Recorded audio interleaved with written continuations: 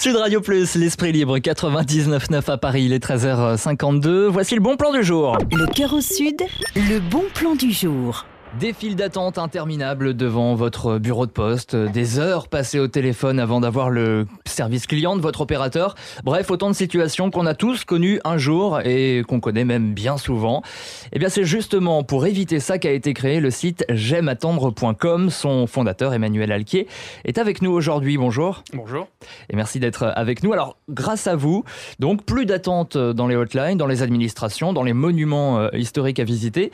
Expliquez-nous un petit peu comment ça marche. Le concept du site, c'est quoi finalement ? Alors en fait, j'aimeattendre.com recense les heures creuses des services clients ou des lieux physiques de magasins, d'administration.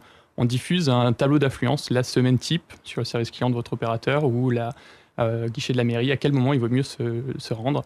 C'est des périodes rouges, les périodes vertes de 10 à 12, le midi par exemple. C'est vrai qu'on pense souvent aux administrations où il faut faire la queue pendant des heures avant d'avoir son petit papier pour son passeport. Là, en fait, vous nous dites, allez-y, à telle heure, il n'y aura personne. C'est ça. En tout cas, l'heure où il y aura le moins d'attente possible, voire ça ne viendra pas du tout, exactement. Alors, comment vous est venue cette idée ? 2 heures d'attente à la CAF. D'accord. En sortant, je vois un petit tableau qui me dit « Vous êtes en période rouge. Si vous étiez venu demain matin, vous n'auriez pas attendu du tout. » J'étais pas spécialement pressé. J'aurais aimé avoir cette information avant et pas sur la porte à la sortie. Je me suis dit « Je vais créer un site qui permet de recenser tout ça, aussi bien pour toutes ces administrations. » En creusant un peu, on s'est rendu compte qu'en interne, il y a énormément d'organismes ont ces statistiques qui s'en servent pour des problématiques de personnel. À quel moment mettre ça ? Les gens ne demandent pas mieux que de savoir à quel moment y aller. Mais alors, en fait, vous récoltez ces informations directement auprès des entreprises ou des organismes ?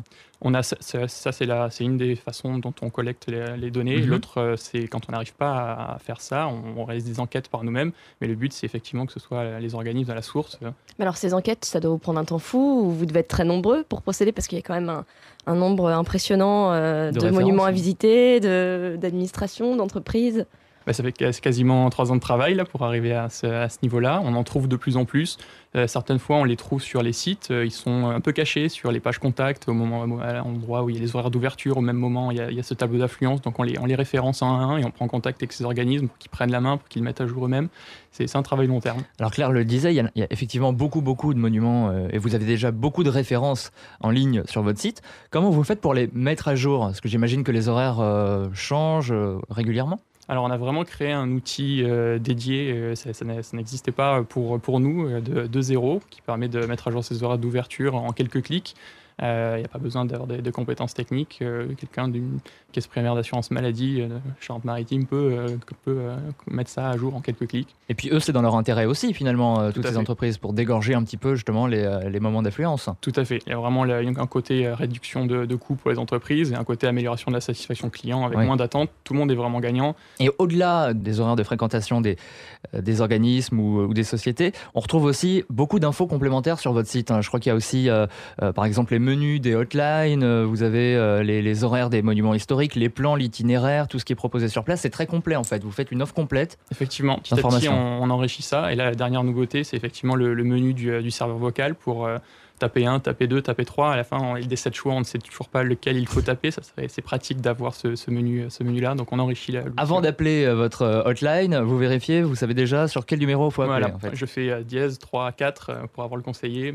Et vous avez déjà des retours sur l'affluence du site, si vraiment les gens, un nombre de clics ou un nombre de visiteurs par jour D'accord. Là, on a à peu près 120 000 personnes par mois. Ça, c'était le rythme le mois dernier. Et ça grossit chaque mois. Et alors, comment vous vivez ? Alors, il y a deux parties du business model. D'un côté, il y a un site grand public avec de l'audience et ça, c'est monétisé par de la publicité. D'accord. Et petit à petit, on va pour mettre à jour ces horaires d'ouverture, pour que ça lisse les flux de visiteurs ou d'appels pour les services clients. Il y a une partie pro. Et justement, cet outil, ce logiciel qu'on a développé, se commercialise par abonnement auprès de ces entreprises, ces organismes. D'accord. Il y a aussi un guide et un magazine, je crois, que vous avez mis en ligne. Le magazine, c'est nos conseils et astuces pour gagner du temps au quotidien, un article toutes les semaines.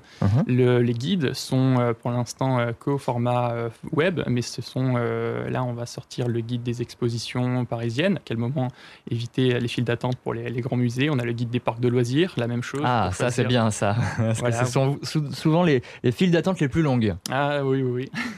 Quand aller à Disney ou au parc Astérix, là, on va sur votre site et on sait exactement quand on aura le moins de monde, quoi, a priori. Voilà. Pourquoi j'aime attendre, du coup? Parce que ce serait plus logique que ça soit j'aime pas attendre. Bien sûr, il y a la partie ironique là-dedans. Ouais. Toujours plus intéressant que heurcreuse.com, par exemple. Mais, oui. C'est vrai. Et enfin, dernière question, si votre site a beaucoup de succès, finalement, ça va inverser les horaires de fréquentation des organismes et des hotlines. Donc vous allez être victime de votre succès, finalement. Les heures de pointe resteront...